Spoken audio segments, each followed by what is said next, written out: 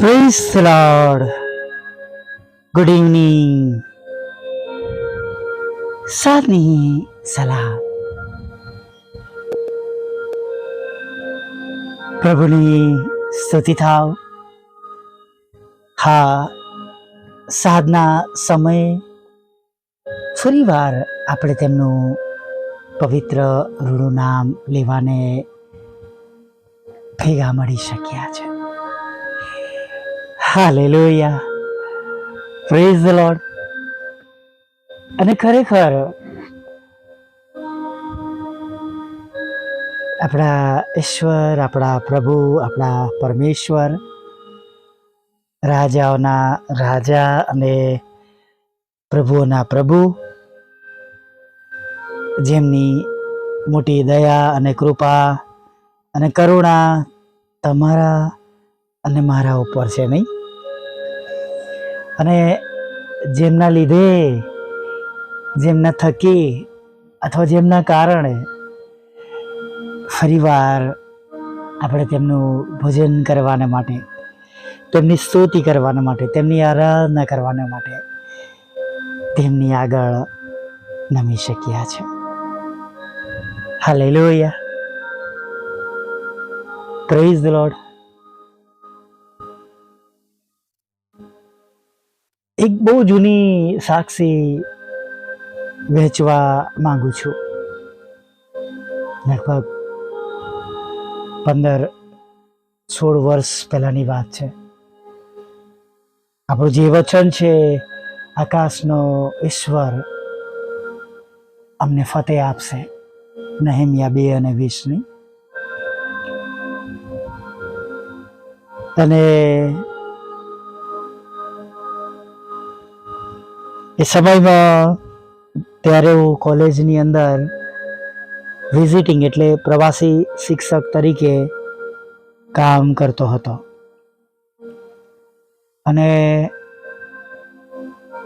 બહુ ઓછા લેક્ચર્સ મારી પાસે હોય, કેમ કે કોલેજ જે હતી જેમાં ડિપાર્ટમેન્ટ ખોલવામાં આવ્યું હતું હોટલ મેનેજમેન્ટનું, એ સાંસ્કૃતિક કાર્યક્રમોમાં નંબર 1 પર હતી. અને થોડા સમયે બાળકોને લઈ જાય એટલે ભણવા કરતાં એ લોકો સાંસ્કૃતિક કાર્યક્રમમાં પણ વધારે એ લોકો ધ્યાન, ભણવાની સાથે સાંસ્કૃતિક કાર્યક્રમમાં પણ એ લોકો વધારે ધ્યાન આપતા.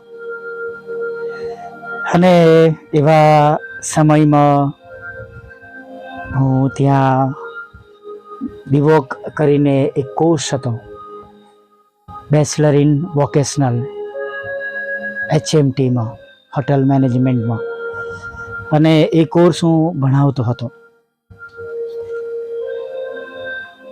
અને એ સમય દરમિયાન લગભગ જ્યારે અહીંયા આગળ ભારત દેશમાં સમર વેકેશન આવે અને એક ફેસ્ટિવલ વેકેશન આવે, નહીં? અને એક ફેસ્ટિવલ વેકેશન આવવાનું હતું. અને એના પછી તરત એક્ઝામ હતી. એટલે લગભગ 2 મહિના સુધી, 1.5-2 મહિના સુધી મને કોઈ ક્લાસ મળવાના ન હતા. અને એ રાત્રે હું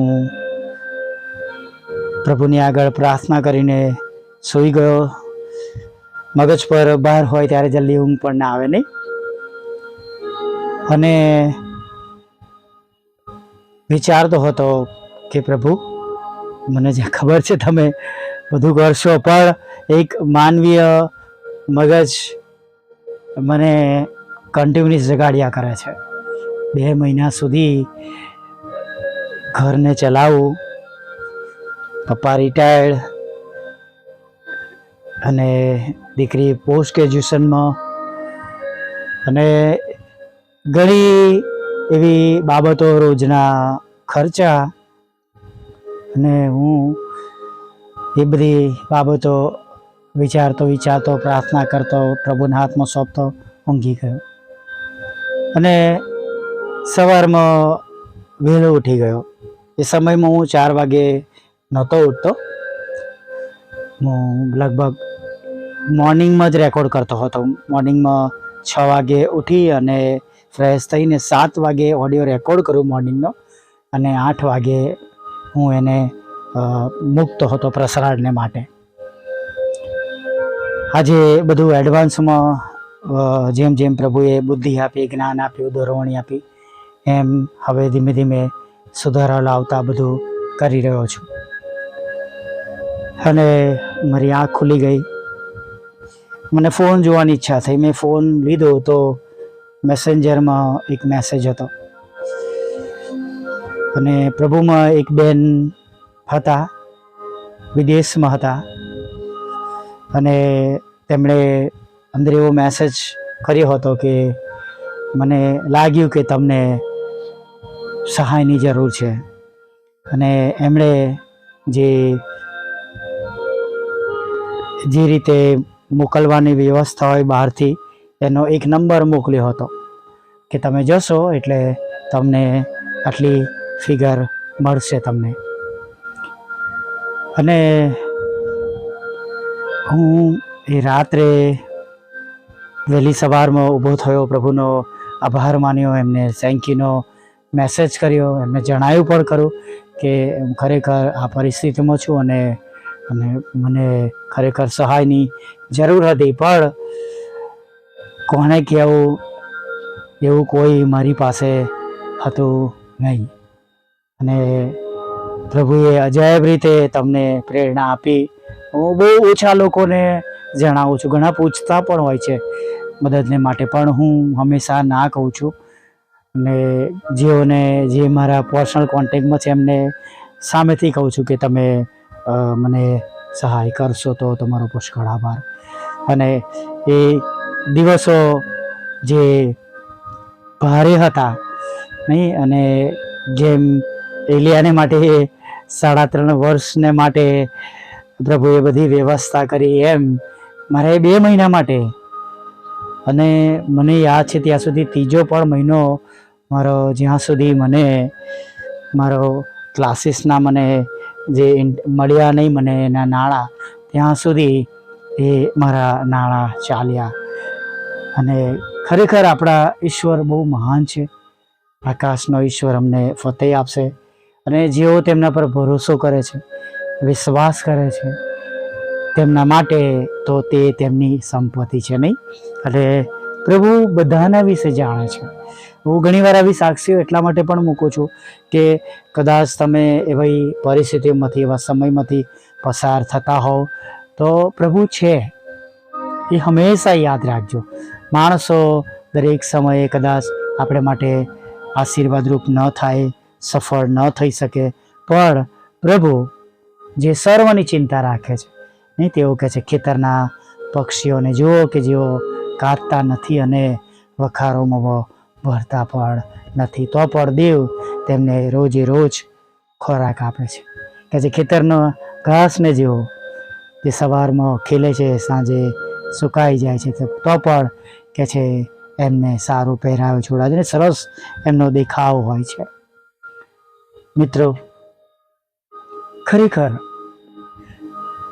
આપણે, હું ભાગ્યમાં નથી માનતો, તમે પણ નહીં માનતા હો, પણ ખરેખર આપણે આશીર્વાદિત છે કે આપણને આપણા પ્રભુ મળ્યા છે. આપણે તેમનું ભજન કરીએ છીએ, તેમની સ્તુતિ કરીએ છીએ, આરાધના કરીએ છીએ, અને આપણી પાસે એક સોર્સ રહે છે કે કોને કહીશું, કોને પ્રાર્થના કરીશું. હાલેલુયા. અને પ્રભુ જુદા જુદા લોકોને તેમના દૂતોના રૂપમાં આપણા પ્રશ્નોમાં, આપણા દુઃખમાં, આપણી મુશ્કેલીઓમાં મદદને માટે મોકલી આપે છે. હાલેલુયા. આવી નાની પ્રાર્થના સાથે આપણે સાંજના સમયમાં આગળ વધીએ. ભલા પ્રભુ, અમે તમારી સ્તુતિ કરીએ છીએ અને તમારો પુષ્કળ આભાર માનીએ છીએ પ્રભુ. હા પ્રભુ, ધન્યવાદના અર્પણો ચઢાવતા પ્રભુ, અમે સ્તુતિ કરતા, આરાધના કરતા પ્રભુ તમારા ચરણોમાં નમી જઈએ છીએ. તમને થેન્ક યુ કહીએ છીએ પ્રભુ કે આ સમય તમે અમને પૂરો પાડ્યો છે. હા પ્રભુઓના પ્રભુ અને રાજાઓના રાજા, અમે તમારી સ્તુતિ કરીએ છીએ, અમે તમારી આરાધના કરીએ છીએ કે પ્રભુ તમે આટલા કૃપાળુ અને દયાળુ દેવ અમને મળ્યા છો, જે દયા કરવામાં ઉતાવળા છે, ક્રોધ કરવે ધીમા છે. હા, જે દયા કરવામાં ઉતાવળા છે અને ક્રોધ કરવામાં ધીમા છે, એવા પ્રભુ અમને મળ્યા છે. માટે અમે તમારો પુષ્કળ આભાર માનીએ છીએ, સ્તુતિ કરીએ છીએ, આરાધના કરીએ છીએ. પ્રભુ હજી પણ, આજે પણ, અત્યારે પણ, હમણાં પણ ઘણા બધા એવા લોકો છે પ્રભુ કે જેમને તમારી મદદની જરૂર છે, જેમને તમારી સહાયની જરૂર છે પ્રભુ, જેમને પ્રભુ તમારી પુષ્કળ કૃપાની જરૂર છે, એમને તમારી પ્રભુ મદદની જરૂર છે. ઘણા બધા લોકો પોતાના રોજગારમાં હેરાન થઈ રહ્યા છે, જોબમાં મુશ્કેલીઓમાં છે પ્રભુ, ઘરમાં આવકના લીધે તકલીફમાં છે કે અને પ્રભુ ઘરમાં જરૂરિયાતના લીધે મુશ્કેલીઓમાં છે, બાળકોના અભ્યાસના લીધે પ્રભુ તેઓ મુશ્કેલીમાં છે, અર્ધાર્ય પ્રભુ તેમને ખર્ચાઓ આવ્યા છે, કર પ્રભુ જાણે તેમના ભરવાના છે પ્રભુ. અમે તમને વિનંતી કરીએ છીએ પ્રભુ, એવા ઘરોમાં પ્રભુ જેમ તમે પિત્તરને કહ્યું જેને ગલ નાખ અને પ્રભુ એ માછલીમાંથી નાળું મળ્યું, એમ પ્રભુ તમે ઘણા બધા લોકોનો પ્રભુ એવા ઘરોમાં તમે આજે ઉપયોગ કરો પ્રભુ કે તેમના ઘરની અંદર પ્રભુ જે સમસ્યા છે, જે આર્થિક પ્રશ્નો છે પ્રભુ, જે કંઈક ખોરાકની બાબતો છે, જે કંઈ દેવ કે ચૂકવણી છે પ્રભુ, એ બધામાં પ્રભુ તેમને સહાય તથા મદદ મળી રહે પ્રભુ, એવી પ્રાર્થના કરીએ છીએ પ્રભુ. દેશ અને વિદેશમાંથી તમારા લોકોનો ઉપયોગ કરો પ્રભુ, અને પ્રભુ જે ખરેખર સાચી સેવાઓ છે પ્રભુ, અને જે ખરેખર મુશ્કેલીઓમાં છે, જે ખરેખર લોકો મદદને પ્રભુ અભિલાષી છે પ્રભુ, તમે એવા સગળા લોકો માટે પ્રભુ